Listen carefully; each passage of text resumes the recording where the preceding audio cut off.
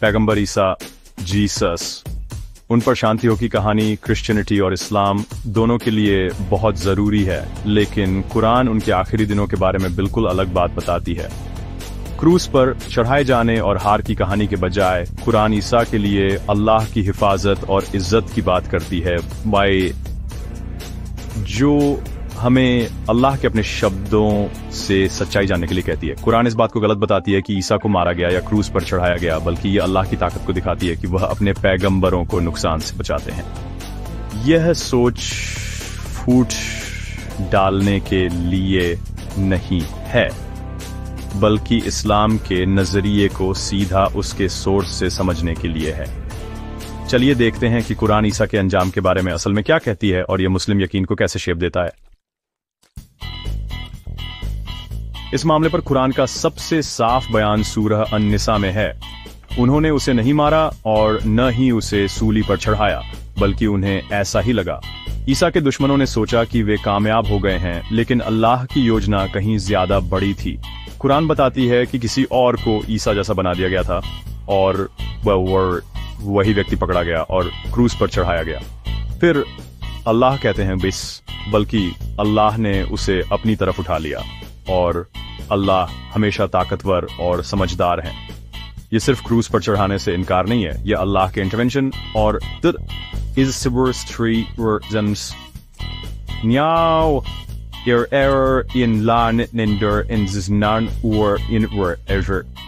Islamic position साफ है।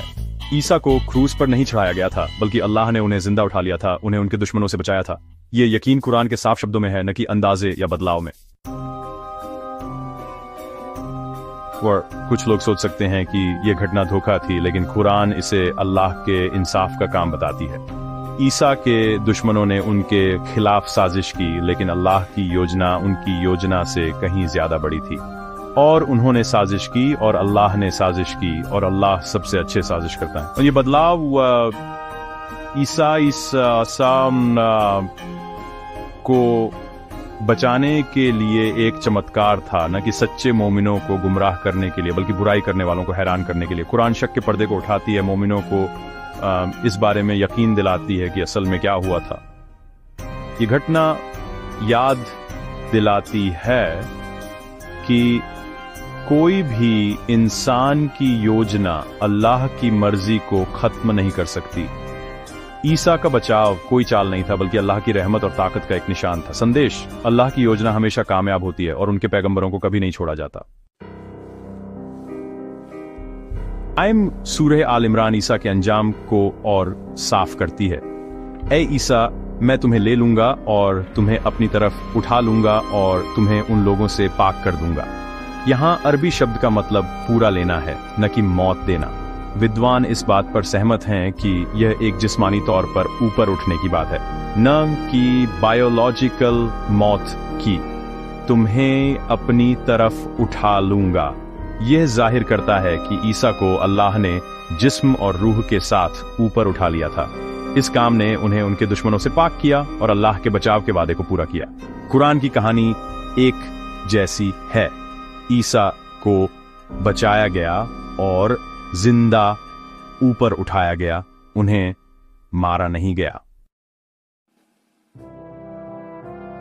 ईसा का ऊपर उठना आखिरी नहीं है। इस्लाम सिखाता है कि वह कयामत के दिन से पहले लौटेंगे। सही हदीसें दमिश्क के पास उनके उतरने का जिक्र करती हैं, जहां वह एंटी क्राइस्ट को हराएंगे और इंसाफ बहाल करेंगे। कुरान सूरह अज़-ज़ुख़रुफ़ में इसकी तरफ इशारा करती है, और यकीनन वह कयामत के लिए एक निशान है।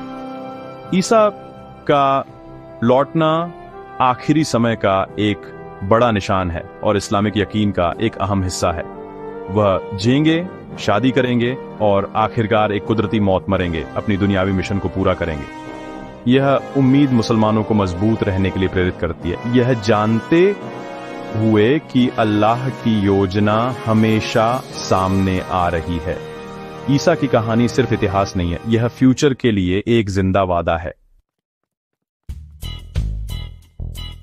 इस्लाम ईसा अलैहिस्सलाम को बहुत ऊंचा रुतबा देता है, अल्लाह से एक कलाम के तौर पर, उनसे एक रूह के तौर पर और एक ताकतवर पैगंबर के तौर पर। कुरान उनके चमत्कारी जन्म, उनके चमत्कारों और उनके इज्जतदार रुतबे की तस्दीक करती है। उनकी मां मरियम को औरतों में सबसे अच्छी माना जाता है। उनके नाम पर एक